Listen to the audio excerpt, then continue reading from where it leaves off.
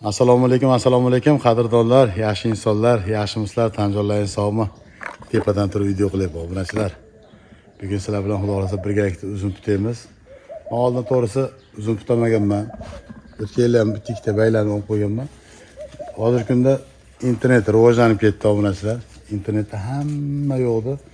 Ochiq oydin ko'rsatib qo'yapti. Mana shu uzunimizga ro'parasa 4 yil bo'ldi. Ikkanimizga yil 4-yili kostyumasini juda shag'illab sovardim o'g'aylar. Juda shag'illab sovardim. Endi hozir men bunlarni toqalab turib kamaytirib qo'ysam bo'ladi. Endi haligi uzumni orqasidan tirikchilik qilib, biznesni misol yo'lga qo'ygan odamlar bor. Vosh katta bo'lish uchun o'sha voshlarni misol uchun o'sha bir ikkita kichkina voshlarni olib tashlashadi. Oddiy misol mana bu vosh ko'ryapsan. Mana shu olib tashlaydi. Katta bunaqa hosillarni qoldirishadi-da, bunaqalarni. Qolganlarni olib tashlaydi. O'shuning uchun biz obunachilar bizniki yegani. Mehmon, semon kelib qolsa, boshaqsa tagiga bir vosh uzib turib, yoki ikki vosh uzib turib qo'ygani, yegani bular. Hammasi mana bu tomonlarni qaranglar. Sizlarga yaqinroqdan ko'rsatay.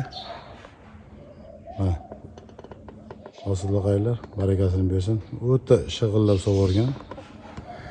O'shani bugun sizlar bilan birgalikda tutamiz obunachilar. Tutamasak bo'lmaydi. Pastga qaragan baylarni olib tashlaymiz obunachilar. Menga o'xshab yangi o'rgan akalarga gapimda bu. Endi dehqonlarga bas-ku, yangi o'rgan akalarga shu pastga qaragan baylarni, keyin shoxlari bor, ularni olib tashlaymiz.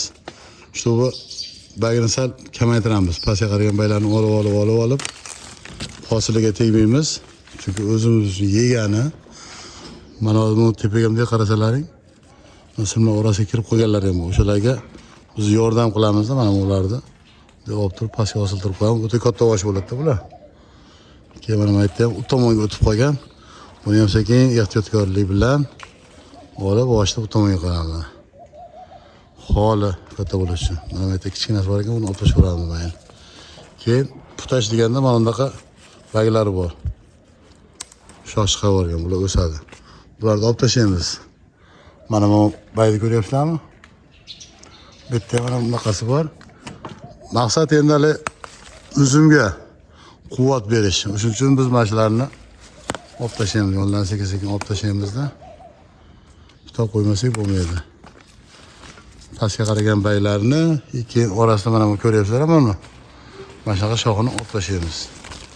Chunki unga kuch ketib qoladi-da, hosil yetkazib berolmay qolishi mumkin.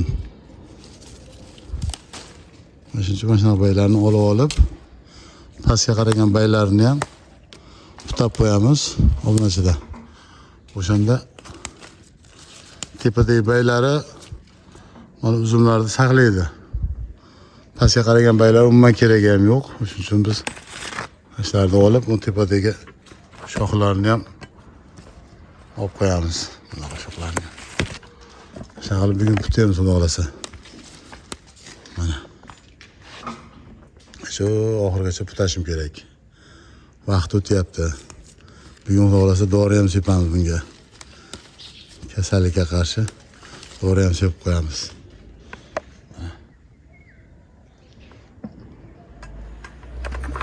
O'zi yaxshimisizlar? Tan joylaring sog'mi? Oila a'zolari, qandoshlar, hammalari tinchmi? Shunaqa qilib bo'lyapmiz-da, dam olyapmiz. Odam bir maza qiladi-da. Hech kim yo'q, chiqib olib. Qo'la qanotlarda ovozini eshitib, bedanlar bu tomonda. Qushlarning ovozini eshitib, tepaga chiqib olib, tutab odam bir maza qiladi.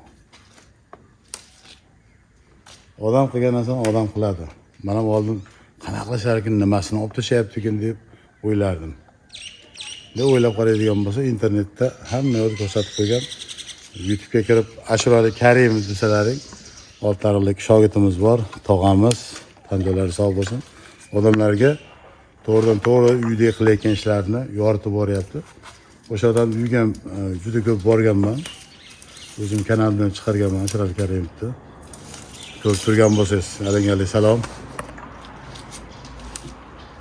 Shu odamdan o'rganganman, ko'p narsalarda o'rganganman. Hozir mana uyda ustalari bor-ku, o'shalar ham hozir ko'pchilik internetdan ko'ryapti. Moshina ustalari ham internetdan ko'ryapti. Mana rus kanallarida, boshqalarda misol uchun yoritib qo'ygan. Qaysini qanaqa qiladi? Hamma yo'l ko'rsatib qo'ygan. Internet orqali juda ko'p narsalarni uy sharoitlarida o'zing qilsa ham bo'ladi. Ana shunaqa gap. Bo'lmasam sekin ishni boshlaylik. O'zimga o'zim Allohdan kuch-quvvat so'rayman. Sizlar ishlaringiz omad, tan joylaringiz sog' bo'lsin. Xudo putib bo'lgandan keyin albatta ko'rsataman sizlarga sekin chiroyli qilib uzumlarni. Albatta pishgandan keyin ko'rsataman sizlarga. O'zingiz ehtiyot qilinglar. Rahmat hammalarga.